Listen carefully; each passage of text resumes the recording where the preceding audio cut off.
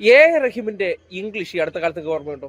യലഹങ്കയിൽ ഈ ബുൾഡോസർ രാജ കോൺഗ്രസ് നടപ്പാക്കിയ സന്ദർഭത്തിൽ അവിടെ പോയി ആ മനുഷ്യരോട് സംവദിച്ചുകൊണ്ട് അവരുടെ പ്രശ്നങ്ങൾ ലോകത്തിന്റെ മുന്നിലേക്ക് അറിയിച്ച റഹീം അന്ന് പുറത്തേക്ക് വരുമ്പോൾ ഒരു ഇംഗ്ലീഷ് മാധ്യമം അദ്ദേഹത്തോട് ചോദ്യം ചോദിക്കുന്നുണ്ട്. അദ്ദേഹം ഏറ്റവും അവസാനത്തെ ചോദ്യത്തിൽ ഒന്ന് തപ്പിയപ്പോൾ അത് മാത്രം കട്ട് ചെയ്ത് കേരളത്തിൽ ആ വിഷയത്തിന്റെ ഗ്രാവിറ്റി നഷ്ടപ്പെടുത്തിക്കൊണ്ട് എ റഹീം എന്ന വ്യക്തിയെ സമൂഹ മാധ്യമങ്ങളിൽ അധിക്ഷേപിക്കാൻ വേണ്ടി സംഘികളും മുസംഘികളും ക്രിസംഘികളും സുഡാപ്പികളെല്ലാം കൂടി ചേർന്ന് അദ്ദേഹത്തിന്റെ ഇംഗ്ലീഷിനെതിരെ വലിയ പരിഹാസങ്ങൾ ചൊരിഞ്ഞു.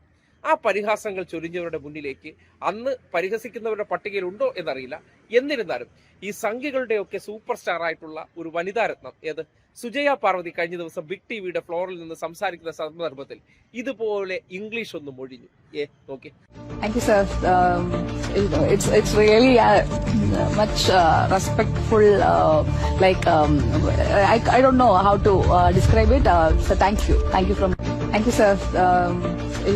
It's really much respectful. I don't know how to describe it. So thank you from. കണ്ടല്ലോ, ഞാൻ ഇതിൽ സുജയ പാർവതിയെ കുറ്റം പറയാനില്ല.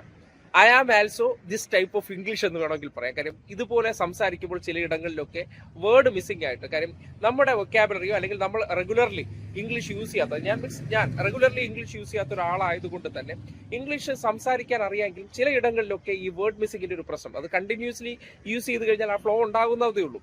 പക്ഷേ റഹീമിനെ പോലെ ഒരാൾ രാജ്യസഭാ MP ആയതിനു ശേഷമാണ്, കാര്യം അദ്ദേഹം കേരളത്തിലെ മലയാളം മീഡിയം സ്കൂളുകൾ, യൂണിവേഴ്സിറ്റി കോളേജ് ഉൾപ്പെടെയുള്ള മലയാളവുമായി ബന്ധപ്പെട്ട മദർ ടങ് കൂടുതൽ യൂസ് ചെയ്ത് വന്നു. അദ്ദേഹം LLB എടുത്തു. അതിനുശേഷമാണ് അദ്ദേഹത്തിന് ഇങ്ങനെ രാജ്യസഭാ പോസ്റ്റ് കിട്ടുന്നത്. സ്വാഭാവികമായിട്ടും ഇംഗ്ലീഷ് ഡെവലപ്പ് ചെയ്യാനായിട്ടുള്ള സമയമെടുക്കും.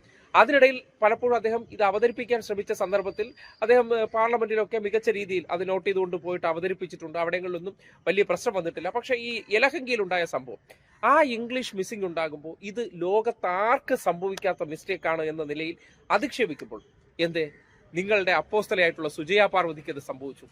സുജയ പാർവതിയൊക്കെ അന്ന് പരിഹസിച്ചിട്ടുണ്ടാവുന്നതിന്റെ പട്ടികയിലുണ്ടാകും. കാര്യം സംഘികളെല്ലാം ഇതെന്തോ ഒരു വലിയ മോശമായിരുന്നു, അല്ലെങ്കിൽ ശ്രീജിത്ത് പണിക്കർ ഉണ്ടായിരുന്നു, അല്ലെങ്കിൽ അരുൺകുമാറിന്റെ ഇംഗ്ലീഷ് ഇടയ്ക്ക് ഇതുപോലെ പരിഹസിക്കുന്ന ശ്രീജിത്ത് പണിക്കരെ കണ്ടു. കാര്യം പണിക്കരുടെ കുടുംബാംഗങ്ങളെല്ലാം സായിപ്പിന്റെ മറ്റേ ബന്ധുവായിട്ട് വരുന്നതുകൊണ്ട് അവർ ഇംഗ്ലീഷ് സംസാരിക്കും. കാര്യം പറയാൻ പറ്റില്ല, മലയാളത്തിൽ മലയാളിയായിട്ട് ജീവിച്ച് അവർക്ക് ഇംഗ്ലീഷൊക്കെ ഫ്ലുവന്റ് ആയതെന്ന് പറയുന്നത് ചിലപ്പോൾ സായിപ്പുമായിട്ടുള്ള അവരുടെ കുടുംബത്തിന്റെ പാരമ്പര്യത്തിന്റെ ഒക്കെ ചില അടുത്ത് ഇടപഴകി പോകുന്നതുകൊണ്ടായിരിക്കും അത് സംഭവിച്ചിട്ടുള്ളത് എന്ന് കരുതിക്കൊണ്ട്